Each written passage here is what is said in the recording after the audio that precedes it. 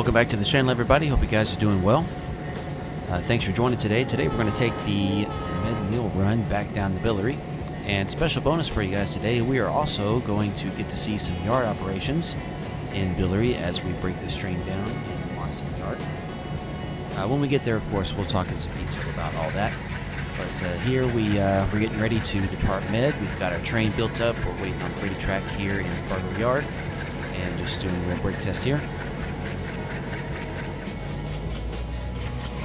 Gotta be honest, if I had a house on the tracks like this, I'd definitely be sitting on the porch checking out the action whenever it came through. That would definitely be my real fan spot. Although, I guess, to be honest, I'd probably want to cut some of those bushes down.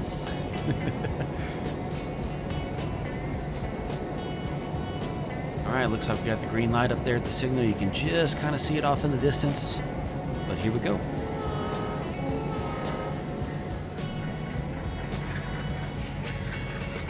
Our train coming back down is pretty heavy.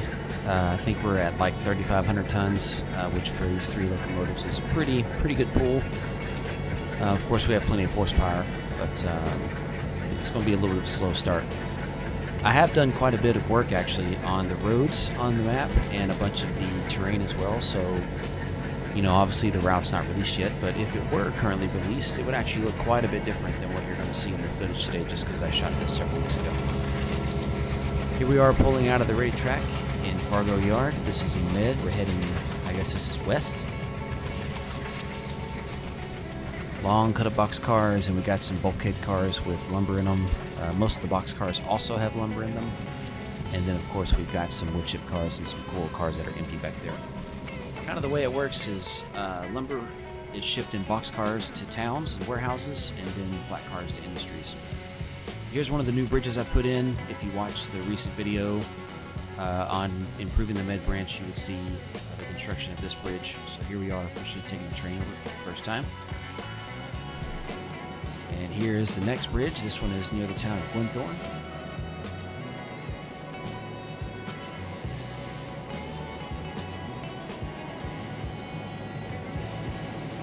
Coming in at a pretty good clip. There's a 20-mile-an-hour speed limit up here we're about to hit, so we're going to have to slow down.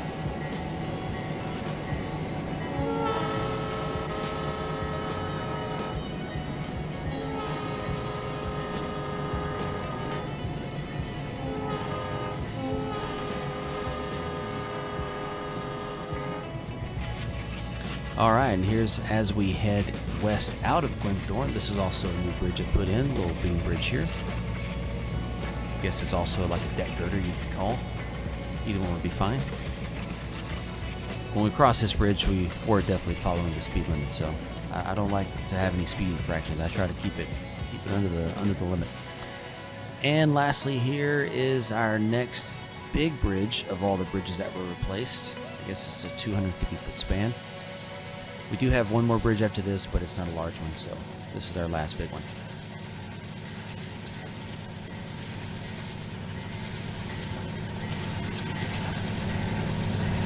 Outside of the replacements of the bridge and the addition of some scenery, some grass and things along the trackside, really the only thing that's changed right now is I've added a roadway that connects all the towns, and it actually would cut right across this scene right here.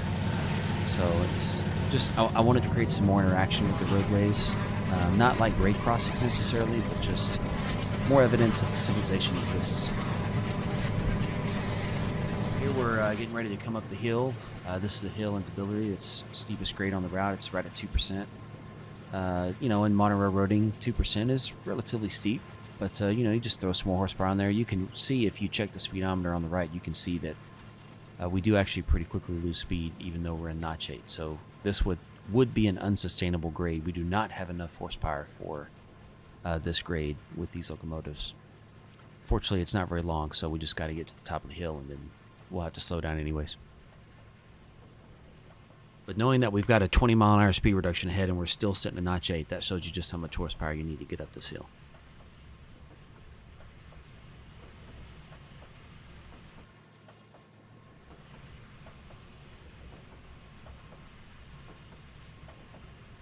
So see there, in half a mile we lost 10 miles an hour, and that's going to notch 8. So yeah, we would not make that if that were a sustained grade. We'd probably need another at least two locomotives to get up that grade. All right, here we are coming into Biliary. We're going to take the diverge there. We got a medium clear, so we can head over into the RD track for Monson Yard. Monson Yard only has one RD track. It is a pretty busy yard, actually, but there wasn't really a lot of space. This yard was built back in the steam days, and there just wasn't a lot of space in town here. Some really expensive real estate nearby. And speaking of nearby real estate, if you look to the right of this image, all of those buildings are gone, actually. They've been replaced with much more Americanized and, in my opinion, good-looking buildings. I've created a little industrial park over there, so it looks a lot nicer than it did, although it's not terrible the way it looks, but I am trying to get away from the initial concept, which was more of a European route, and really make it look like a good old Midwest. I guess Arkansas is kind of Midwest, so you can say South. A southern U.S. railroad. Whenever you come into Monson Yard from the east, you always cut your power and put it on this track right here to get out of the way. If we had a train going the other direction, of course, we'd have to do some different moves on the other side of the yard. But this track is specifically for this purpose right here, just to get your road power out of the way so the yard crew can get to work. Alright, so we're going to transfer over to the yard crew and watch as they do their work today. All we're going to see is we're going to be breaking this train down and classifying it. Basically, the only traffic in and out of this yard are four locals actually, sorry. And then through trains come through and pick up cuts and drop off cuts of cars. And so the yard job here, they have to break the trains down, and then they have to build the outbound cuts. They don't really have to worry too much about blocking. They just need to get the cars that are going one direction or the other together. So we do classify, but then when it comes time to actually build the outbound cuts, we don't worry about blocking them because it's just northbound or southbound cars. We just throw them out there. That's the next yard's job to worry about that. And that kind of helps keep the time constraints down here because this yard doesn't have a lot of space.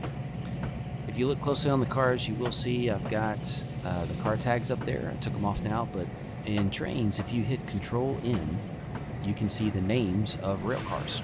And so what I do is I change the names of rail cars when I pick them up, and I give them a 3 or a 4-letter tag. If it's 4 letters, it's actually 3 letters in the number. But these tags tell me where the car is going. And so then that makes it really easy to get a good display of, where the cars are going so I can make my switching moves.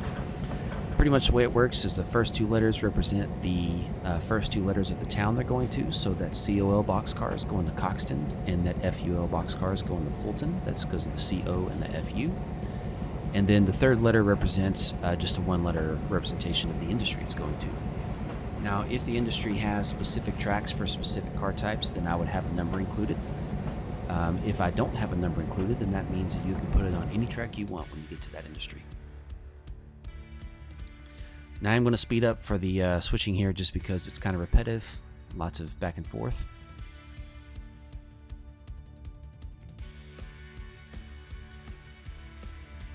I do kick cars, so if you like watching cars get kicked, you will get to see some of that today. While watching this, let's talk about kind of how things are broken up in the yard. So in Monson Yard, track 1 is the RD track. That's where our train is currently sitting. Track 2 is for any cars that are going to be picked up by northbound trains, which is not the track we're currently working. We had just worked track 3. Track 3 is for any cars that are going to be going south, which is towards Coxton. North is towards the town of Johnsville. And then track 4 is for the med transfer. So any cars that get put on track 4 are the local that we're actually breaking down right now. So naturally, we're not going to be putting any cars on track 4 because we just ran that local. Track 5 is the way freight. And that's a freight that goes all the way to Med but works all the towns and industries along the way. I will eventually have a video of that one too because that's a fun train to run, lots of action. Plus it has directional switching, so that way you're only ever switching trailing switches as you operate it. Makes for kind of a bit of a puzzle to keep track of your cars actually. And then track 6 is reserved for any car that's going to industries in Biliary, and there are quite a few industries here in Biliary because it's naturally a pretty good sized city. And then lastly, track 7 are cars reserved for the Fulton Local, and the Fulton Local serves the towns of Shifnal and Fulton, which even with just those 2 towns does actually still have quite a bit of industries that get switched out. Plus there's an iron mine out there, in Shifnal, and so you see a lot of hoppers come through heading out toward there to get loaded with iron. And then track 8 is a loop track, so we don't actually store any cars on track 8. That way, if ever the track gets really busy, we can do some runarounds in the entire yard if it really gets that busy.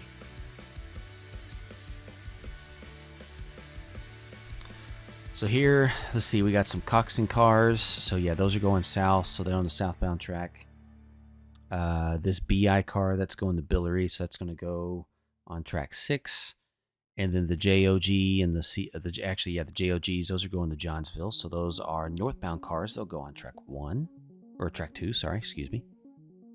I was thinking track 1 because it's the first track. That's not the RD, but the RD is track 1. We do not pull the entire cut of the train at once to do the switching for several reasons. One, 2 SW1500s probably wouldn't pull 35 cars out at once. Maybe they would, I don't know. Plus, if you want to do switching a little bit more quickly, you want to have a little bit shorter cuts. It's a lot easier to get started and get stopped.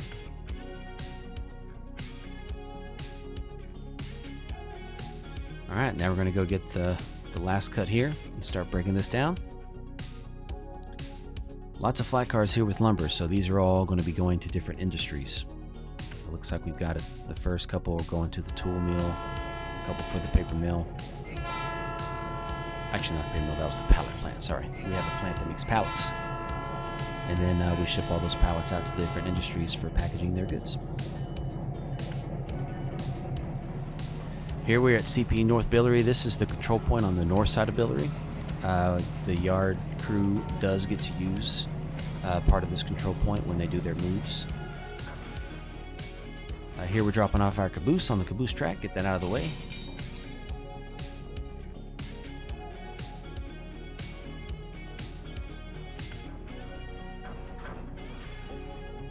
Pull away nice and slow so we don't get too much slack action going on. And then all these cars are heading to the steel mill in Johnsville. That is northbound, so they're going to go on track 2. This is actually a really large cut that's getting shoved on the track 2. We've got the coil cars going to the steel mill. We've got all these wood chip cars are heading to the paper mill in Brockwell. And then I believe after that we have even a couple more cars that kind of get stuck on here too. Nice thing about those wood chip cars, they go all the way to Johnsville to be classified, and then they get put on the local from Johnsville over to Brockwell. So they kind of go past Brockwell and then they come back to Brockwell. But hey, that's railroading. You don't serve every industry on every train. That's just too inefficient.